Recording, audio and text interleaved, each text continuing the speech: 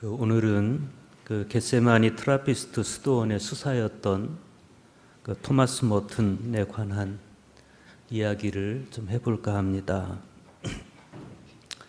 제가 이분을 참 좋아하는데 왜 좋아하는지 그 이유는 잘 모르겠지만 아마도 이 토마스 머튼의 생애가 신앙과 삶에 대한 치열한 성찰을 보여줬기 때문에 그런 것 같습니다. 토마스 머튼은 1915년 프랑스에서 태어나서 26살에 트라피스트 봉쇄 수도원에 들어가서 방콕에서 불의의 사고로 생을 마칠 때까지 수사로서 또 영성 작가로서 또 사회 운동가로서의 삶을 살았습니다. 머튼은 스스로를 말과 행동으로 세상에 반대하는 사람 이렇게 정의했는데 실제로 이 토마스 머튼의 생애는 상실이라든지 외로움이라든지 부재라든지 이런 20세기 삶의 현상들을 고스란히 보여주고 있습니다. 외교관이 되려는 꿈을 품고 캠브리지의 클레어 컬리지에 입학한 토마스 머튼은 대부분의 시간을 파티를 즐기고 또 자기 욕망을 채우는 것으로 시간을 보냅니다. 그런가 하면 공산당에 가입을 해서 자신의 이상을 구체화시키려는 그런 노력을 하기도 하고 또 전쟁을 반대하는 거리 시위에 참여하기도 합니다. 그렇게 토마스 머튼은 윤리적으로 또 철학적으로 1930년대에 거대한 그 불안의 한가운데에 놓여져 있었습니다. 그러던 이 토마스 머튼이 어느 때부터 자신의 자아를 찾을 수 있는 그렇게 도와주는 그 사람들을 만나게 됩니다. 헨리 데이빗 소로우의 전기를 쓴 자연주의자이자 환경주의자인 요셉 우드 클러치와 함께 연구를 하기도 하고 또 마크 반 도렌의 지도 아래서 단순히 역사적이고 이론적인 지식보다는 체험하고 삶에 적용할 수 있는 그런 이상을 추구하면서 영성 개발에 또 독서에 몰두하기도 합니다. 그러다가 마침내 겟세마네 트라피스트 수도회의 수사가 된 이 토마스 머튼은 세상과 자신에 대해서 새롭게 인식을 하기 시작합니다. 토마스 머튼이 새롭게 인식한 세상은 거만함과 또 경박한 가면들로 가득 채워져 있었습니다. 나는 코카콜라를 마시기 때문에 행복하다라는 대중매체의 광고가 그 거짓 자아의 아주 대표적인 예였습니다. 토마스 머튼은 그 문명사회가 발전시킨 거짓 자아가 아닌 아직 탐구되지 않은 인간의 참 자아를 찾아 나섭니다. 그가 자신이 쓴 영성 일기에서 이런 고백을 합니다. 내가 죄 중에 태어났다는 말은 내가 거짓 자아를 가지고 이 세상에 태어났다는 뜻이다. 나는 가면을 쓰고 태어났다. 나는 내가 전혀 의도하지 않았고 따라서 예정된 나 자신을 부정하는 누군가로 존재한 모순의 표징 안에서 태어났다. 첫 순간부터 나는 내가 아닌 어떤 존재였기에 나는 존재하는 동시에 존재하지 않는 비존재였다. 토마스 머튼의 이 고백 안에는 자기 중심적 욕망 속에만 존재하는 거짓 자아가 삶의 근본 실제라고 가정하고 말 때 모든 죄는 거기서 출발한다 이런 판단이 담겨 있습니다. 그래서 토마스 머튼은 자기 안에 실제하는 이 거짓 자아를 집요하게 파헤치고 고발합니다. 만일 자신이 이 거짓 자아를 자신의 참된 정체성으로 여긴다면, 그리고 자신의 거짓 자아를 자신의 참된 얼굴로 여긴다면 자신은 자신의 진실을 더럽히면서까지 날조하며 그 날조된 자아를 보호하려 할 것이기 때문에 어떻게 해서든지 토마스 머튼은 이 거짓 자아를 버리고 그리고 참된 자아를 찾아 나설 수밖에 없었습니다. 실제로 사람들이 갖는 자신에 대한 견해는 자신이 한 일에 대한 숭배로 왜곡됩니다. 그리고 대부분의 사람들은 그렇게 날조되고 왜곡된 서로의 위대성을 모방하려고 노력합니다. 그러면서 자신의 거짓 자아는 점점 더 강화됩니다. 토마스 머튼에 따르면 그것은 하나님으로부터의 분열이고, 이 분열 속에 사는 사람은 인격체가 아니고 개체라는 거예요. 바로 이 하나님으로부터의 분열을 극복하기 위해서 토마스 머튼은 하나님을 바라보기 시작합니다. 머튼은 자신의 영성 일기에서 이런 고백을 남깁니다. 하나님은 영혼을 지닌 인간을 창조하셨지만 인간은 자체의 질서로 완성에 이를 수 없다. 오직 하나님만이 인간의 능력을 무한히 넘어서는 질서 안에서 인간을 완성할 수 있다. 하나님의 무상의 은총인 우리의 본성은 또 다른 무상의 은총인 생명의 은총으로 완성되고 향상된다. 사실 이런 신앙적 성찰은 토마스 머튼 한 사람만의 고백은 아니었습니다. 철학자이고 시인이고 또 영성가인 마크 네포라고 하는 분은 아주 순수한 상태로 태어난 인간은 평화가 흐르는 은총의 내밀한 지점에서 하나님의 손길을 가장 먼저 만나게 된다. 그러면서 이 내밀한 지점을 심리학자들은 정신이라고 부르고 이슬람 수피들은 쾌르브, 즉 혼이라고 부르고 이렇게는 이 지점을 내면이라고 불렀지만 예수님은 이 내밀한 지점을 사랑의 중심이라고 했다. 이렇게 소개합니다. 그러면서 이 내밀한 지점을 안다는 것은 곧 내가 누구인지를 아는 것이다. 이렇게 단언합니다. 그러면서 이 마크 네포는 하나님에 의해 내가 어디 있는지를 아는 것과 그 안에 머물러 있는 것은 일생을 두고 계속 이루어져야 할 어려운 과제이다. 이렇게 말해요. 왜 그렇습니까? 그 이유는 우리 존재는 끊임없이 비본질적인 것을 침식시키고 본질적인 것을 향하도록 만들어졌기 때문이라는 겁니다. 오늘 우리 모두는 바로 이 지점, 즉 거짓 자아와 참 자아가 충돌하고 비본질과 본질이 충돌하는 그 사이에서 살아가고 있습니다. 우리는 이 갈등을 통해서 거짓 자아와 비본질을 떨치고 나의 가장 내밀한 부분에 자리한 은총의 지점, 하나님의 사랑이 담긴 그 지점을 향해서 돌아가야 됩니다.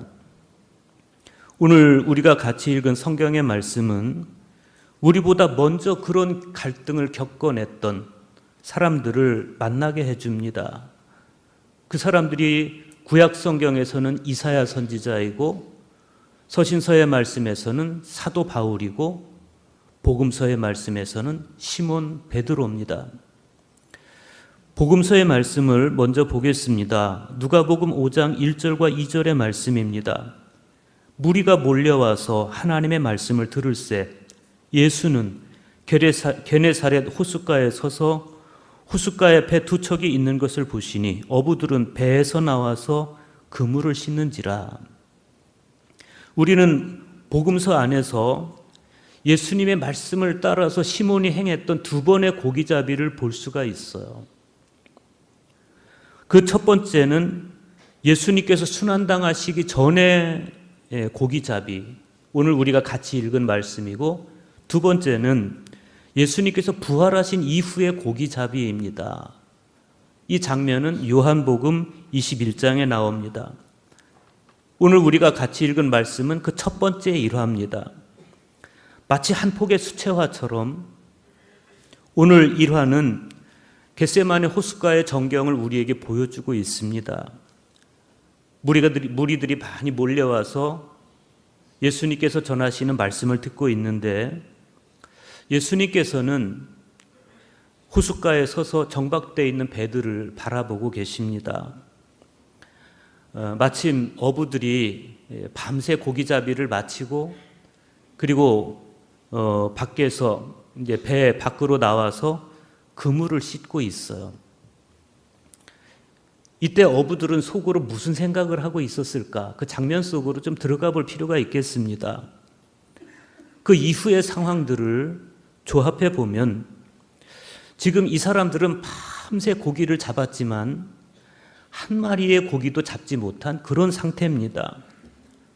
어쩌면 그랬기 때문에 지금 이 아침에 이 사람들은 뭔가 알 수 없는 패배감에 사로잡혀 있을 수도 있고, 또 고기잡이라고 하는 것이 어떤 때는 많이 잡을 때가 있는가 하면 또 어떤 때는 한 마리도 안 잡힐 때가 있기 때문에 담담하게 내일 많이 잡으면 되지 그러면서 현실을 긍정하고 또 수긍하고 있었을지도 모르겠어요. 아무튼 오늘 말씀은 이런 외적 상황을 매개로 해서 예수님께서 시몬의 내면을 일깨워 주시는 그런 장면입니다. 예수님께서는 그 정박되어 있는 배들 중에서 하나의 배에 오르십니다. 그 배는 시몬의 배였습니다. 예수님께서 시몬에게 배를 좀 부두에서 떼어 놓으라고 말씀하시고, 그리고 그 배에 앉으셔서 사람들을 가르치십니다. 그리고 4절의 말씀을 보십시오. 말씀을 마치시고 시몬에게 이르시되 깊은 데로 가서 그물을 내려 고기를 잡으라. 여기서 예수님께서 하신 명령은 두 가지입니다. 하나는 깊은 데로 가라는 겁니다. 그리고 또 하나는 그물을 내려서 고기를 잡으라는 겁니다. 그런데 여기서 우리가 염두에 두고 좀 지켜봐야 될 부분이 있습니다. 그게 뭐냐면 이 말씀을 히라보 원문 안에서 보면 깊은 데로 가라, 이 명령은 단수형 동사로 되어 있어요. 그래서 너는 깊은 데로 가라. 이게 시몬 한 사람에게 하신 말씀입니다. 너는 깊은 데로 가라. 그런데 그물을 내려 고기를 잡으라. 이것은 복수형 동사로 되어 있어요. 그래서 너희는 그물을 내려서 고기를 잡으라. 거기에는 시몬도 있었고 시몬의 동역자인 야고보도 있었고 요한도 있었고 다른 많은 사람들도 같이 있었습니다. 그들 모두에게 그물을 내려서 고기를 잡으라 이렇게 말씀하세요. 시몬 한 사람에게 깊은 데로 가라 이렇게 말씀하신 것은 이 배가 시몬의 배였기 때문에 그랬을 거예요. 그런데 그물을 내려서 고기를 잡으라, 너희는 그물을 내려서 고기를 잡으라 이렇게 말씀하신 것은 비단 시몬 한 사람에게만 하신 말씀이 아니고 거기 있는 모든 사람을 공평하게 말씀으로 초청하고 있는 겁니다. 저만의 생각인지는 모르겠지만 히라보 원문으로 보면 그날 그 배 안에 있는 모든 사람이 주님의 이 말씀을 다 들었습니다. 그런데 중요한 건 뭐냐면 다 들었는데 시몬 한 사람만 말씀에 순종을 했다는 겁니다. 5절 보십시오. 선생님, 우리들이 밤이 새도록 수고하였을 때 잡은 것이 없지만은 말씀에 의지하여 내가 그물을 내리리이다. 항상 그렇습니다. 주님의 말씀은 그 어떤 사람도 소외시키지 않고 공평하게 들려오지만 그 말씀을 들은 사람들의 반응은 제각각입니다. 그 말씀을 나에게 주시는 말씀으로 받아들여서 그 말씀에 의존해서 순종하는 사람이 있는가 하면 이 말씀을 자신과 무관하게 여겨서 그냥 흘려보내고 마는 사람도 있습니다. 그 말씀을 받아들여서 순종하는 사람도 자기 자신이고 말씀으로부터 스스로를 소외시키는 사람도 자기 자신입니다. 여러분은 어디 속해 계십니까? 전자에 속해 계십니까? 아니면 후자에 속해 계십니까? 말씀이 나에게 들려올 때, 말씀이 모든 사람들 앞에 선포될 때 여러분들은 이 말씀을 나에게 주시는 말씀으로 받아들여서 그 말씀에 순종하는 삶을 살아가고 있습니까? 아니면 그냥 무심히 흘려보내고 나도 모르는 사이에 그 말씀으로부터 소외되고 있습니까?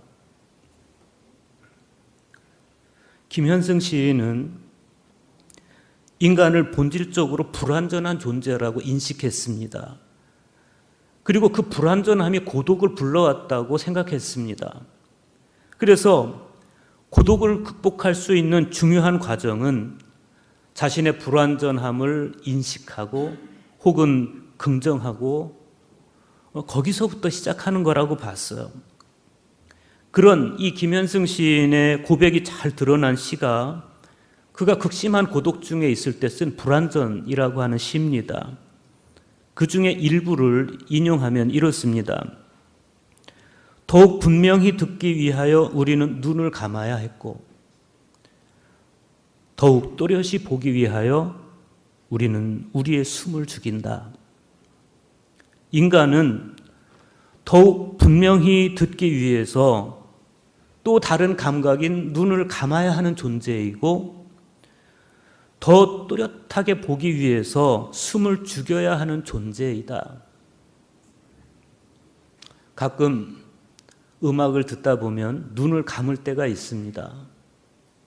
왜 눈을 감습니까? 눈이라고 하는 하나의 감각을 죽임으로써 더 잘 듣기 위해서, 더 잘 느끼기 위해서 때로는 숨을 죽이고 음악을 듣게 되죠. 김현승 시인은 그래서 주님의 말씀이 들려올 때 잘 듣기 위해서, 분명히 듣기 위해서 눈을 감았다. 더 또렷하게 보기 위해서 숨을 죽였다. 이렇게 고백합니다. 그렇게 해서라도 그분은 말씀을 더 많이 듣고 싶었고 더 또렷하게 보고 싶었습니다. 어쩌면 우리는 그 반대가 아닌지 모르겠습니다. 세상을 향한 눈을 너무 크게 뜨고 있어서 주님의 말씀이 잘 들려오지 않거나 내 욕망의 숨소리가 너무 크게 들려서 주님의 뜻을 보지 못하는 거 아닐까? 배 안에 있던 모든 사람이 똑같이 공평하게 말씀을 들었지만 그러나 시몬 한 사람만 그 말씀에 순종했습니다. 아마도 시몬은 그 아침에 배에서 나와서 자기가 그물을 손질할 때 그때 예수님께서 자기 배에 올라서 전하시는 그 말씀을 계속 들었던 것 같아요. 주님의 그 말씀을 들으면서 감동하고 공감하고 그랬던 것 같습니다. 내심 감동을 받았습니다. 그렇지 않고서야 어떻게 이 예수님의 말씀을 반박 한번 하지 않고 들을 수 있겠어요? 우리는 이 이야기의 결론을 잘 알고 있습니다.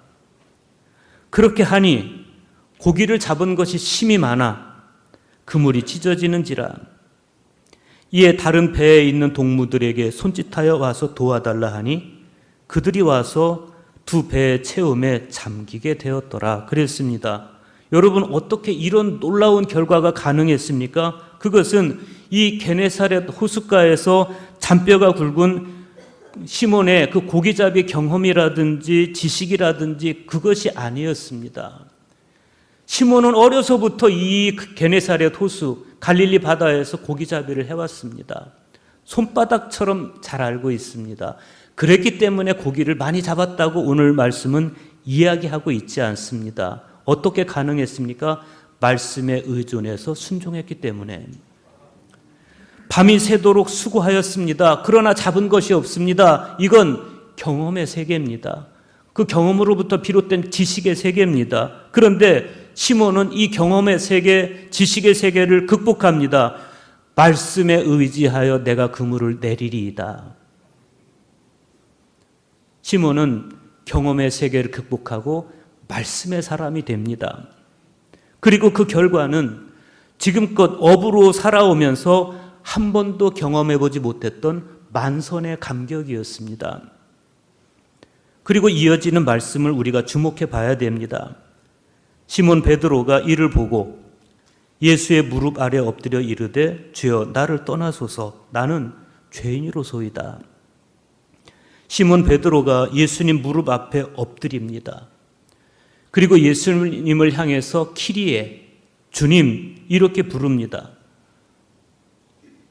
이 부름을 통해서 우리는 지금 시몬이 누구를 보았는지 무엇을 경험했는지를 알 수가 있습니다. 시몬은 하나님을 본 것입니다.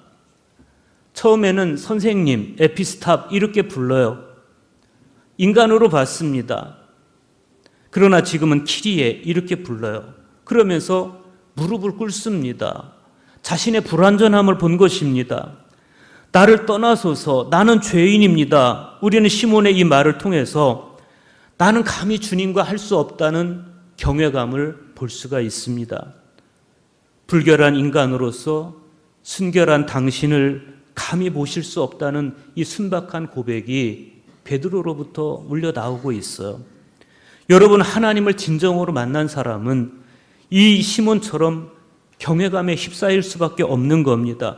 만일 오늘 저와 여러분의 신앙의 태도가 방자하다면 그것은 내가 주님을 진정으로 만난 경험이 없기 때문에 그렇습니다. 중요한 것은 예수님께서 시몬을 찾아오신 목적입니다. 목적이 없는 만남은 그저 사교에 불과합니다. 주님은 당신이 시몬을 찾아오신 목적을 이렇게 밝히십니다. 무서워하지 말아라. 이제 후로는 네가 사람을 취하리라. 예수님이 시몬을 찾아오신 목적은 사람이었습니다. 어쩌면 밤이 새도록 수고하였음에도 잡은 것이 없었던 이 게네사렛 호수는 구원은 주지 못한 채 수고하고 무거운 짐만 잔뜩 안겨졌던 율법의 세계 혹은 할례의 세계, 규례의 세계를 상징하고 있는지도 몰라요. 실제로 에프렘 타티아누스라든지 토리노의 막시무스라든지 알렉산드리아의 키릴루스라든지 그런 분들은 그런 취지로 주석을 하거나 설교를 하거나 그랬습니다. 주님은 베드로를 불러서 사람을 낚는 어부가 되게 하십니다. 그럼으로써 이제는 율법이 아닌 복음으로 생명을 살리는 사역을 맡기고 계시는 거예요. 오늘 구약의 말씀에서 이사야 선지자는 시몬 베드로보다 훨씬 더 웅장하고 섬세한 방식으로 하나님을 경험하고 있습니다. 이사야 6장 1절에서 3절의 말씀입니다. 우시야 왕이 죽던 해에 내가 본즉 주께서 높이 들린 보좌에 앉으셨는데 그의 옷자락은 성전에 가득하였고 스랍들이 모시고 섰는데 각기 6 날개가 있어 그 둘로는 자기 얼굴을 가리었고 그 둘로는 자기의 발을 가리었고 그 둘로는 날며 서로 불러 이르되 거룩하다 거룩하다 거룩하다 만군의 여호와여 그의 영광이 온 땅에 충만하도다 하더라. 지금 이사야는 아무도 없는 성전에서 홀로 존망의 기로에 서 있는 조국을 걱정하고 있습니다. 당시 시대적 상황은 기가 막혔습니다. 상류층 사람들은 술독에 빠져 지냈고 상류층 여인들은 수입 명품에 정신을 팔고 있었고 선지자들은 거짓을 가르치고 있었고 백성들의 황폐함은 가시나무와 찔레로 상징되었습니다. 그런 상황 속에서 하나님께서 이사야 선지자에게 당신의 모습을 보여주신 것이 오늘 구약의 말씀입니다.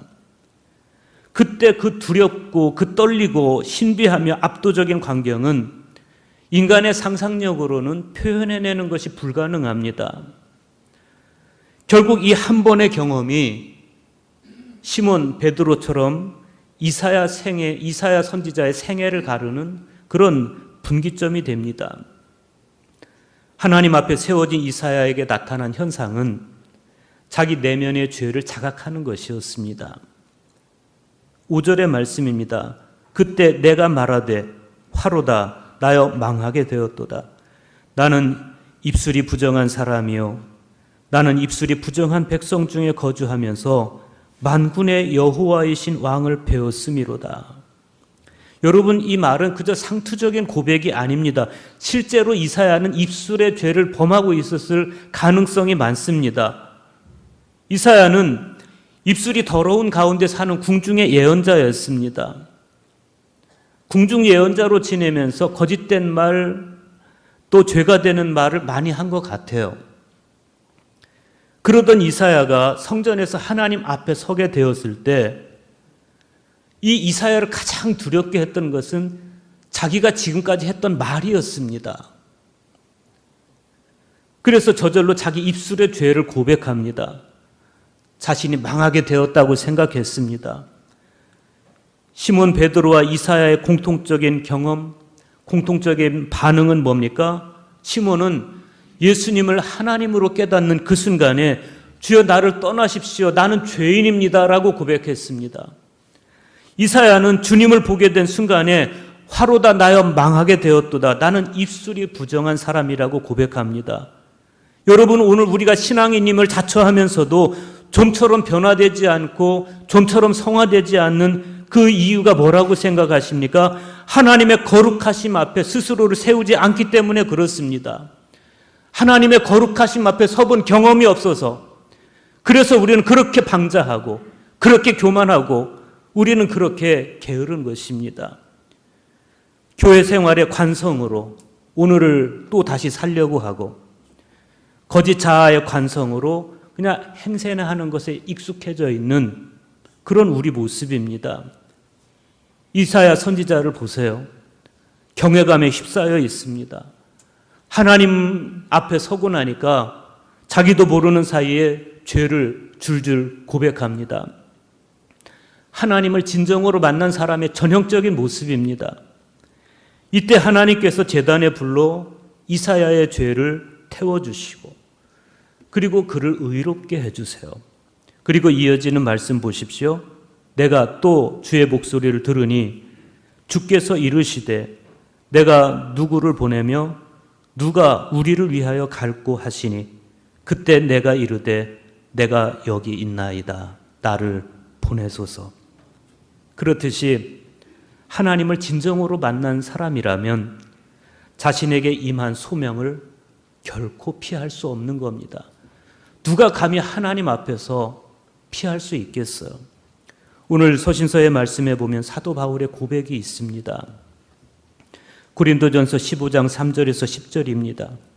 내가 받은 것을 먼저 너희에게 전하였노니 이는 성경대로 그리스도께서 우리 죄를 위하여 죽으시고 장사 지낸 바 되셨다가 성경대로 사흘 만에 다시 살아나사 게바에게 보이시고 후에 12 제자에게와 그 후에 500여 형제에게 일시에 보이셨나니 그 중에 지금까지 대다수는 살아있고 어떤 사람은 잠들었으며 그 후에 야고보에게 보이셨으며 그 후에 모든 사도에게와 맨 나중에 만삭되지 못하여 난 자 같은 내게도 보이셨느니라.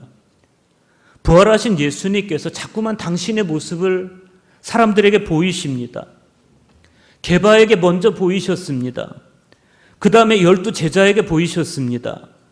그리고 500여 형제에게 일시에 보이셨습니다. 그리고 주님은 다메섹에서 사울에게 당신을 보이십니다. 이들 중에서 부활하신 그 주님을 만났으면서도 자기 마음대로 산 사람이 누가 있습니까? 주님과 진정 어린 만남을 경험한 사람들은 하나같이 눈물로 자신의 죄를 회개하고 그리고 그 이후로 소명에 충실한 삶을 살아냈습니다. 오늘 우리를 변화시키는 것은 다른 것이 아닙니다. 하나님과의 정직한 대면입니다.